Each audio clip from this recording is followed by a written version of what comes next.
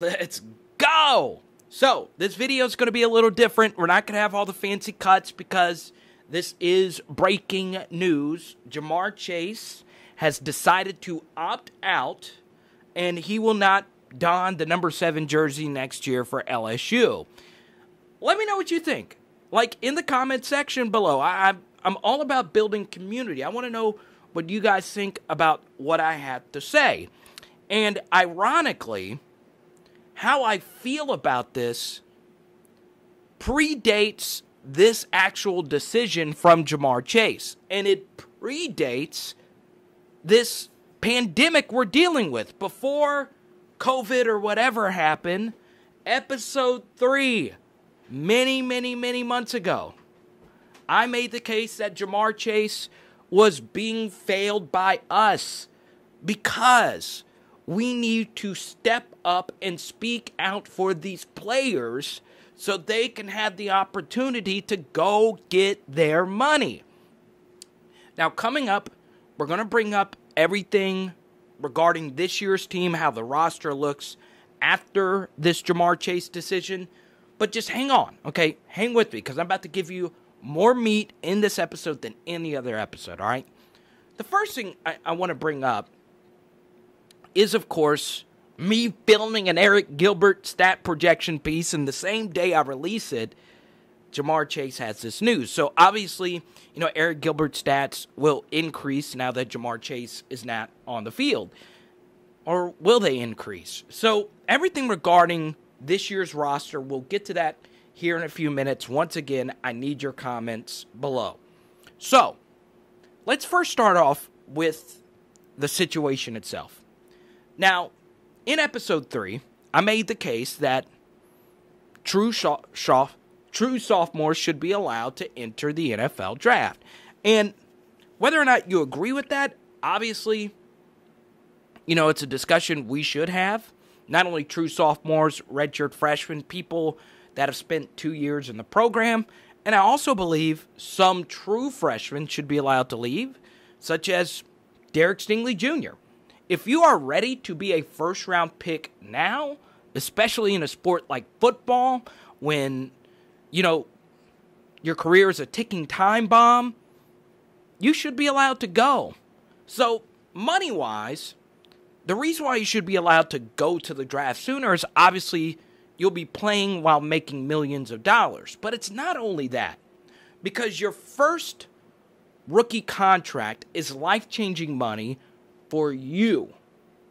But the second contract you receive in the NFL is life-changing money for everyone around you as well. So that's why I believe these players, especially with the way rookie contracts are constructed now, that's why they should be allowed to enter the NFL draft immediately. So take that for what it's worth. But on top of that, look at LSU historically. Look at all the players that have had to come back another year, even with a first-round draft grade. They always come back, and they're not nearly as good as they were the year before. Let's take Leonard Fournette. Now, his draft grade didn't hurt.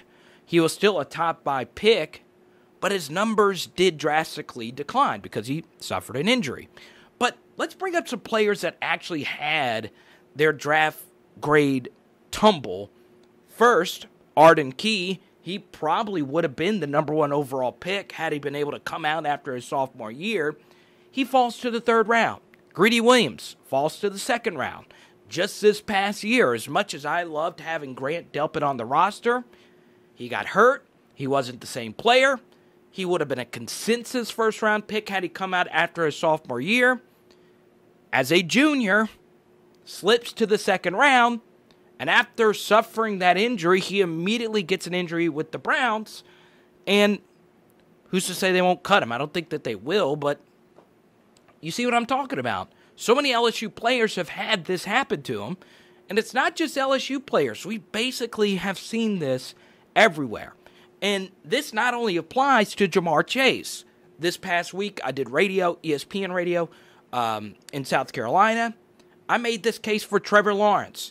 The same case can be made for Penny Sewell at Oregon, or Micah Parsons at Penn State or Justin Fields at Ohio State. You should be allowed to go get that money. Now, once again, I know this isn't a fancy edited video, but stick with me. We got a lot of good meat coming up. What makes Ja'Marr Chase's situation very interesting is that as a sophomore, and this is why it really doesn't make sense that he has to go out there as a junior. As a sophomore, he not only had an exceptional season, he had the greatest season we've ever seen from a college football wide receiver. He's definitely in the discussions with the Michael Crabtrees or the Larry Fitzgeralds, whoever you want to mention. The 20 touchdowns, ridiculous. In the national championship game, 9 catches, 221 yards, 2 TDs. You know, he won this national championship for LSU. So what else does he have to prove? What else does he owe you? Nothing. Absolutely nothing. So just coming back another year is just playing on borrowed time. You're holding someone back. You know, my whole life, and trust me, people in South Carolina were pissed I was bringing this up about Trevor Lawrence. But, you know, my whole life I've been taught American exceptionalism, and you can do whatever the market demands you to do. If you have a service, you can provide millions of dollars of service to, you know, an enterprise that is demanding your talents. There are more than 10 NFL teams that would sign Ja'Marr Chase right now. In fact, all 32 teams would sign Ja'Marr Chase right now. He's that supreme of a talent. So, in pretty much every walk of life, there would be no regulations against Ja'Marr Chase professionally playing the sport that he's really, really good at. So, you can't be one of those people out there that say American exceptionalism and capitalism and all these fancy words and then say Ja'Marr Chase is selfish. Because if you were in his position, you would probably be wanting to do the same thing now. So, I'm all for Ja'Marr Chase. This is something that has nothing to do with right now. This is how I have felt for months, years. I've always, because the rule itself is very arbitrary. Now, let's talk about this year. Obviously, you know, when you lose the highest ranked player in the SEC, PFF had Ja'Marr Chase as the best non-quarterback offensive player last year in college football. If you lose that, it's a big hole. It affects Myles Brennan's stats, like we did with the Myles Brennan stats piece. It affects Eric Gilbert's stats with the Eric Gilbert piece we just had. So, obviously, with those 2 episodes, kind of bothered by it, but that aside, does this hurt LSU? Yes. I saw some of you say instead of 9-1, we're probably 8-2 and 7-3. And I want you to look at this. I'm gonna pull this up here. Brian Fisher tweeted out a photo of the LSU roster now that Ja'Marr Chase is out. And keep in mind that this is not just LSU. And you see all these players that are gone, and that doesn't include Joe Brady, the, offensive mastermind. So, yeah, that sucks. It hurts to have that many experienced players out. With that said, I don't know how much this destroys Myles Brennan, but this happens a lot with young quarterbacks. Some quarterbacks feel the need to force the football to their best playmakers. What made LSU's offense so great last year was rarely would you see a situation where Joe Burrow was throwing a dangerous pass in coverage to Ja'Marr Chase. That's because the LSU's offense isn't predicated on just one person. It is predicated on whoever gets open. So against Oklahoma, they doubled Ja'Marr Chase. Well, when they double Ja'Marr Chase, they're going to throw it to Justin Jefferson, who had 4 touchdowns in the first half. So, Yes, Ja'Marr Chase draws a lot of coverage. That is without a doubt. But it also puts Myles Brennan in a position where he doesn't feel the need to force the football to the wide receiver that is your best on the team. So I saw this last year with Baker Mayfield, who felt the need to force the football to Odell Beckham Jr., even when he wasn't open. You have Jarvis Landry and Njoku and all these other players. So, the same thing applies here. Now, I'm not saying that Myles Brennan would have done that with Ja'Marr Chase, but it takes out that possibility. Also, on top of that, this gives Trey Palmer an opportunity to prove himself. You brought in Kayshon Boutte, probably the fastest LSU wide receiver since Xavier Carter. I mean, he can run. And then, of course, you still return Racey McMath, Terrace Marshall, and you have Eric Gilbert. So, do you move Racey McMath to the outside and put Palmer in the slot, or does Terrace Marshall move over to the number 1 role? We're going to figure all that out here in a couple weeks, but still, it does hurt the LSU offense big time, but it doesn't necessarily devastate it.